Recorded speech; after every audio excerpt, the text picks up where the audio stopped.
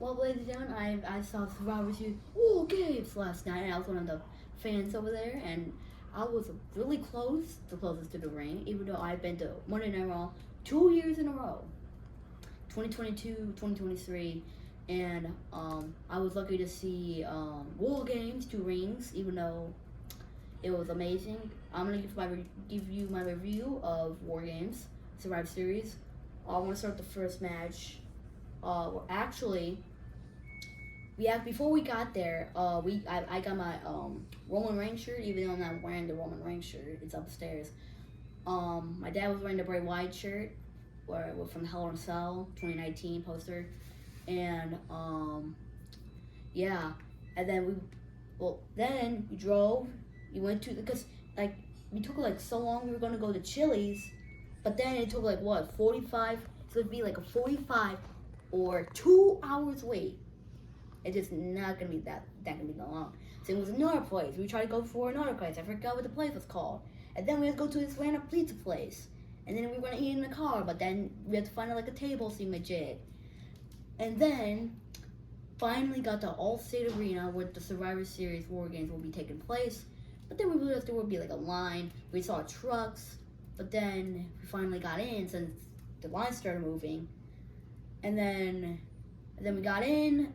We found our seats, but then my dad thought it was gonna be 6:30 that it's gonna start, and I was like, "Oh, it's not gonna start."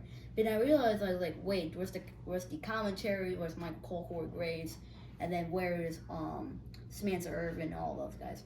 And then finally had to come out. Finally, the announcer had to come out, and then Michael Cole came out with music, and so was Corey Graves. And then the show started off with the women's match, and I'll give you my review. I give it an A minus because the match was really good. There were some crazy moments. There was like a lot of things. The thing I mostly like was like Asuka joking with us like he like brought the same things, and then she was joking and brought the table in, and then and then the most thing was when Becky and Charlotte hugged it out at Survivor Series. Like they had a conversation at SmackDown that cost up the match, but then we found something else. Survivor Series War Games has been happened last year, so Becky Lynch had to start the match, and I thought Shotzi was going to start the match all of a sudden, and came out second. Then it started getting crazy because when Io Sky dropped from the cage with a trash can all on her, and then dropped, and then later during the match, I don't know if it happened before, but then Charlotte Flair did a moonsault, so way better than last year's, because no one in Boston, yes, Boston, you weren't even standing up with the match against Roman, that Bloodline versus the Brawling Brutes and Drew McIntyre and KO, so come on. And let's move on to the next match. Let's see, Gunther vs. The Miz. This match is a B+. This match should have been like a little bit better. This match should have been more brutal than it should have been. Like, as Sheamus versus Gunther was brutal. And Gunther's chops need to be a little louder, buddy, because I want shorts of Gunther's chops, and his chops are loud in front of all people. The first one was the hardest chop among all the chops. Miz did the same thing, trying to do a low blow. I was nervous if the Miz was gonna win because I was saying Gunther was gonna win all of a sudden. But then Gunther literally still stands on his legs because he had hurt legs during the match. And his leg was bleeding, if you guys did not know. But it was kind of brutal, a little bit brutal. It was kind of short. Not sure as the next match, the other match I'm going to talk about. But that match was kind of good at the same time. Like, this match was a great job. They did a great job. Triple H, whoever did this, was a great job. The performance from Miz, he gave everything he got. I saw this match would have been a little bit more longer, but it was still good. The next match we're going to see is Santos Escobar vs. Dragon Lee.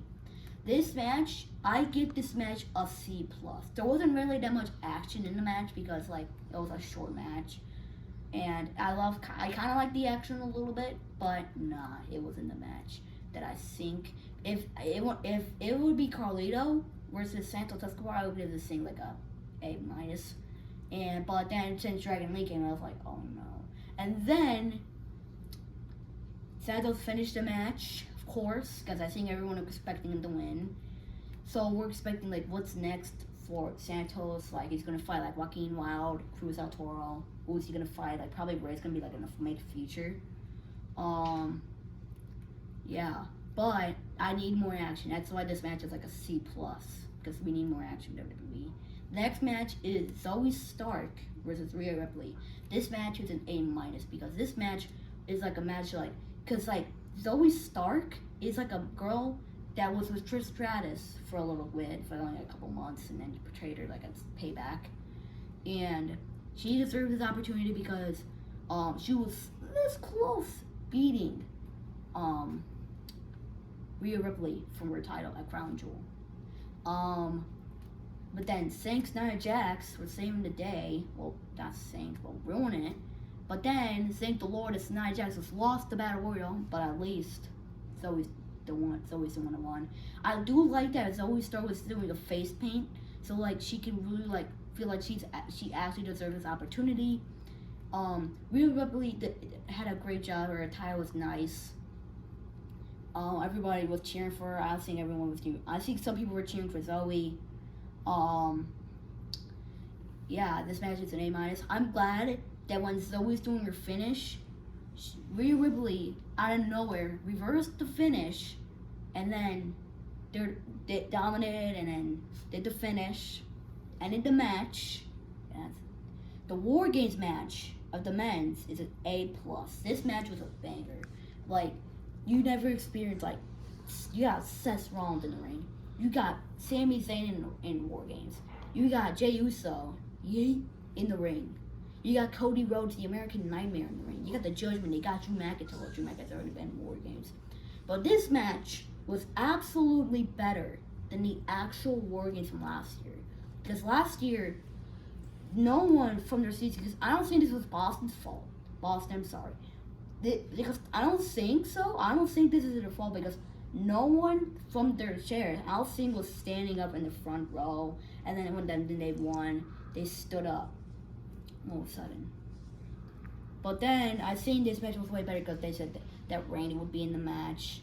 Drew was in the Judgment Day. Well, not in the faction. He was just in the group for the War Games. But then Randy, we were like so nervous that we'll do what? Oh, that's gonna be like a 4v5 now. No, the Randy came. So they dominated all of a sudden since Drew McIntyre. Actually, Drew McIntyre wanted to go after Jey Uso. That's why he joined the team in War Games. Because Jey Uso, he will never forget the bloodline. If he does, that's shocking. But the thing I do like about that, it's like a cinema. It's like this bloodline story, like cinema. Randy coming back was intense. I was nervous if Seth would lose his title in front of Chicago, sold out Chicago. Wait, was it sold out? Well, yeah. And then Randy Orton, Thank the Lord, came out, missing his mustache. Yeah. Randy Orton dominated, Dominic had to go in and dominate. Same with McDonough, he dominated McDonough. And then he looked at the eyes of Drew McIntyre. Like, I knew that was going to happen there, but that's what that did. And then everyone went after him. And then everyone from Randy Orton's team got on the Judgment Day so they can attack. But this is something that never, and I say never, happened last year. I was unexpectedly seeing Randy Orton in War Games, which was intense. But after the match, before the match was over, this is what made the match actually end. Sami Zayn and Seth freaking Rollins were on top of the cage. McDonough had nowhere to go because Jey Uso was right over there and still laying down, so he could just randomly just leave. Cody was right there, but then the Viper Randy Orton was literally standing. And then dropped McDonough, led right into an RKO, and then Cody got Senor Money in the Bank to pin him 2 premium live events in a row. Pin him at Crown Jewel and pin him at Survivor Series. But then, nothing, we saw like, oh, now Punk's not going to return again. Punk, guess what? Everyone was cheering like, yay! But I did hear that rumors were saying that Randy Orton could RKO someone at the end. Because he was like, I saw Randy Orton. He was like standing like right here. And then I was like, oh no, he's going to RKO someone. No, that didn't happen. I say that for another day. But I also forgot he almost RKO'd Jey Uso. Because then voices in his head, you guys already know that. Yeah, voices. But then Deep just ignored the voices and then just finished the match off, dominating. Then, the best thing that I ever seen in my life, in WWE history, CM Punk returns to WWE.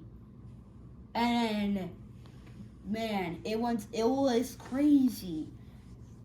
I was like shocked, like when he's like, I was like, wait, is this a glitch? And like, nope, this ain't a glitch. And then Michael Cole came over there, Corey Graves came over there.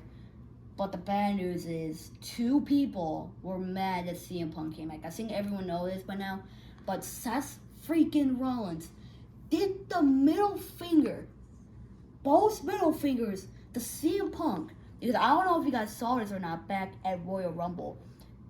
Seth Rollins said that CM Punk stay away from WWE. Nope, that didn't happen. But guess what?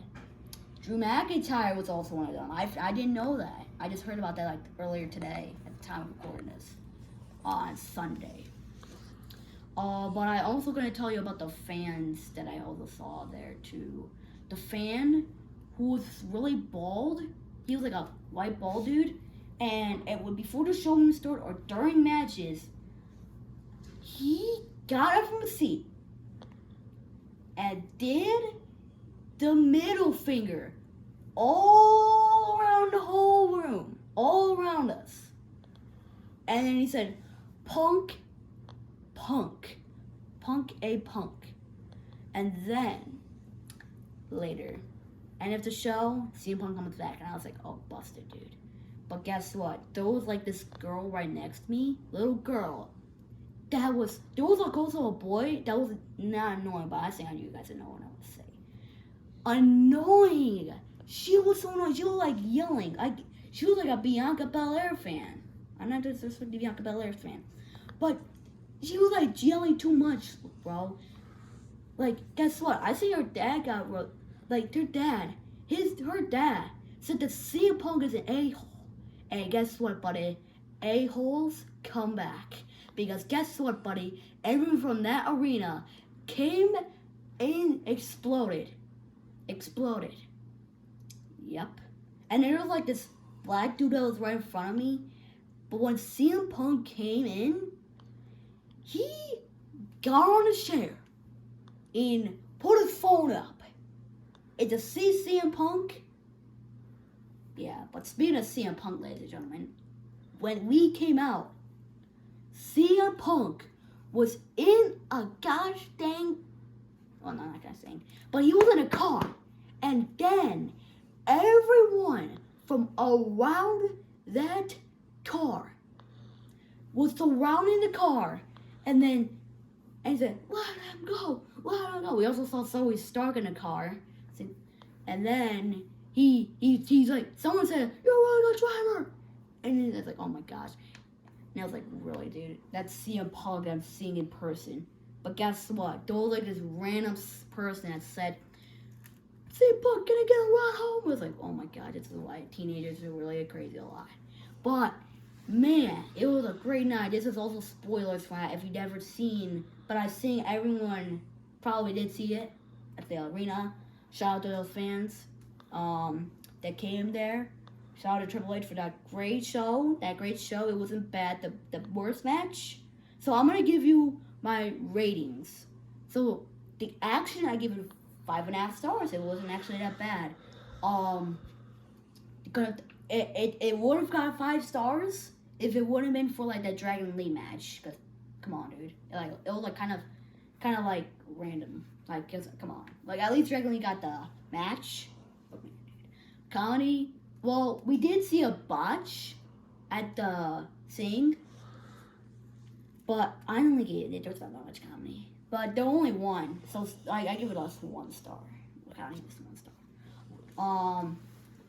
Extreme 4.5 stars. Amazing, crazy spots, crazy like last year. Last year's Wargames, they gotta keep doing this. You guys can just do any. You could do, if the fans love it, keep doing it. Like, Triple H is ingenious. Like, man, like, there were some times, like there was, like, a time, like, me and my pods, like, we noticed blood. This is why War Games is one of the most dangerous matches. Like, you could go through tables, anything, dude. But, yeah, action with the Extreme was pretty good. Crazy moments, 3 stars. Crazy moments, there was, like, a lot of crazy stuff that happened. We got A, which is Rhea Ripley, both champions retained. Crazy spots. I see my dog's barking. But then, we drove home. We told my brother Adon about the show. It was really good. It's probably gonna be the best thing I've ever seen. We're gonna wonder if Seth's gonna be like a bad guy now. We're wondering Triple H's plans. Like, he's like thinking it was gonna be like a mystery. So I think this was a good show, actually. I would recommend you guys watching if you have not, or I've gave spoilers already. I can't believe it. This show was intense. And I recommend you to subscribe to me right now.